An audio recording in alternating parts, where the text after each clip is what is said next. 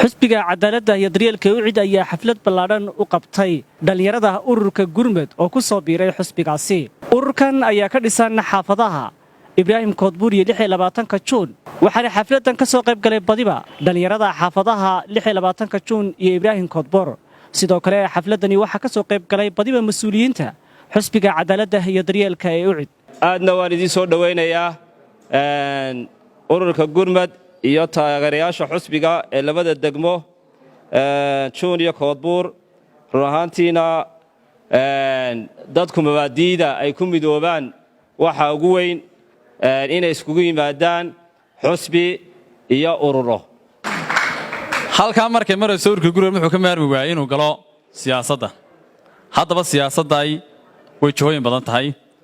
xaaladda waddanka ku jirana waa la arkaa. cidda wax ka burburayana horta waa dhalinyaro ee ma aha odayaasha dalka hogaamiya. sidaa daraadeed waxa muhiimadu ay noqotay in dhalinyartu ay ku yeelato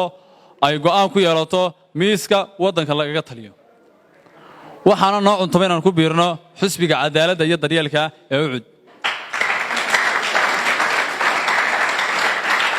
soo gurmateen gurmadku waa kelmad wanaagsan waa soo dheerayseen xisbigii dhalinyarada u soo gurmateen xisbiga cadaaladda iyo daryeelku waa xisbiga ugu dhalinyaro badan waxaan rajaynayaa mustaqbalka inaad la wareegtaan waa xisbigiinnii xisbiyada waa la kala leeyahay dhalinyaradu xisbigana ay leedahay UCID idinkaana la wareegaya golihiisa dhexe soo gala fulinta soo gala ka mid haddaba way yihiin mustaqbalka dambe la shaqeeya xisbiga la wareega rag iyo gabdhaba haddaan ku horeeyo ururka Gurmud waa urur ka shaqeeya caasimadda Hargeysa waxyaalo badan qabta taakulaynta sidoo doomiyo sidoo kale waxaan qabanaa arrimaha dadweynaha waxa uu taqaanaa iska wax u qabso oo iminkaba halkan waxaan nala joogaa in yaro kooban dhammaan inta kale waxay ku maqan yihiin qashinkii iyo nadaafadii way marka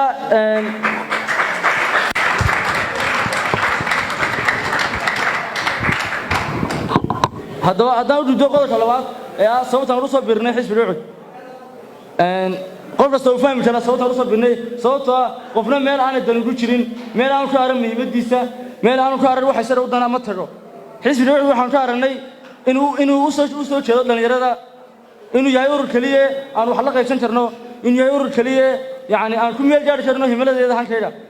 inaad nagu soo biirteen oo noo timaadeen haddaad tihiin ururka Gurmud oo sidoo Bilaal sheegay Gurmud baan u baahnaynba dalkooda Gurmud buu u baahan yahay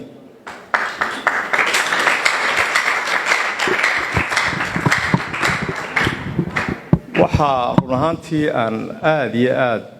mar labaad idinku mahadnaqayaa iyadoo maalin shaqo ay tahay inaad wada timaadeen oo halkan aad garanaysaa qof walba uu soo dadaalay ayaan mar labaad idinku mahadnaqayaa haddaanu nahay xisbiga UCID waxaan idinku ballan qaadaynaa in sidii madaxdii horeba sheegtay inaan si wanaagsan idin soo dhaweynayno in aad ka mid noqotaan oo aan la kala lahayn kii shalay yimi kii duraad yimi iyo kan maanta jooga qataydi diilo fara badan waayo halka codka laga helaa waa dhalinyaradu haddii ay maanta garatay inay xisbiga cadaaladda iyo daryeelka ay ka mid noqoto waxay dhiirigeliyeen inay mustaqbalkooda u meel maraan run ahaantii dhalinyarta iyo haweenku waa halka kaliya laga dhaqaaqo ee isbedel keeni kara marka la eego dhalinyarta waxa ku dhacay tacadiyo badan waa shaqo la'aan waa tahriib iyo hawlo kale fara badan marka Gurmud aad iyo aad baan u soo dhaweynaynaa horto waa aad baan ugu faraxsanahay inaad ururka Gurmud aad nagu soo biirtaan marka hore ku soo dhawaada oo gacmo furan ku soo dhawaada haddaad tihiin ururka Gurmud aad baan idin soo dhaweynaynaa soo UCID ma wada nihin ururka Gurmud ayaa maanta shaacinay inuu ku soo biiro xisbiga cadaaladda iyo daryeelka ee UCID kulli isa ka muuqata xisbiga UCID magaciisa waxa weeji xisbiga cadaaladda iyo daryeelka dalkuna maanta wuxuu u baahan yahay cadaalad xaaladda dalku meel adag bay maraysaa hadday tahay dhinaca maxaan ku dhahay maciishada sixir barar aad u daran baa jira dawladdeena 5 sano la doortay waxaa loo doortay in dadka iyo dalka ay horumar gaarsiiso laakiin xaqiiqatan waad arkaysaa shidaalka miciishada kale halkii ugu sarreysay abid marasa dalalka jaarka inala mid maaha hadday dhinaca shidaalka tahay miciishada kale hadday tahay sida Djibouti Ethiopia iyo Soomaaliya cidda kaliya ee dhibto ay ku dhacdaa waa hooyada cidda kaliya dhibaatadu ay ku dhacdaa waa hooyada cidda ilkaha isku qaadataana waa hooyada marka insha Allah biidmillaah ilaahay khayr baynu ka filaynaa inaan ilaahay waxun inagu keenin laakiin digniinta iyo maanta waxgaradka iyo aqoontuba inaga inagu jirtaa waliba khaas ahaan idinkaydu ku jirtaa naftu waxay ku nagaataa halkay nabadgelyo taalo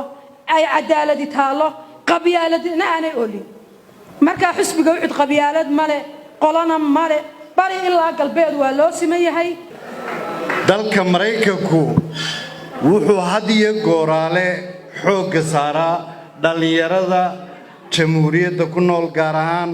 dhalinyarada xisbiga u cid inuu ka taageero waxna la qabto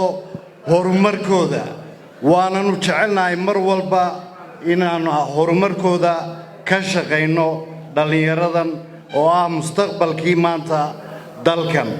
waxaan ku ogahay hal door fiican dhalinyaro fiican oo hawlqabad leh dal jacayl leh dalkooda jecel oo aad wax ugu qabta dalka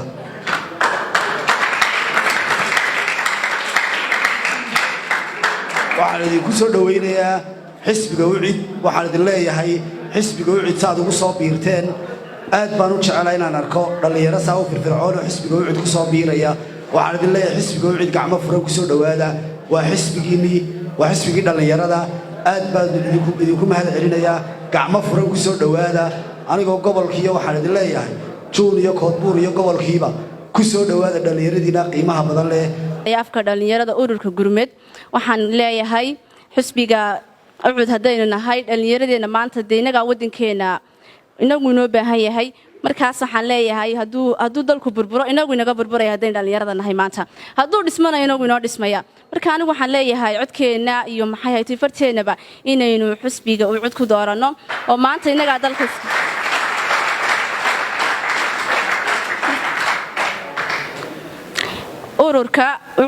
ururka gurmad baan leeyahay ee xisbiga ucud maanta waxaan leeyahay aynu doorano inagu gacanteena ku jira Rabiila Axmed Diiriye iyo Cabdiraxmaan Gaciro telefishinka CBA magaalada Hargeysa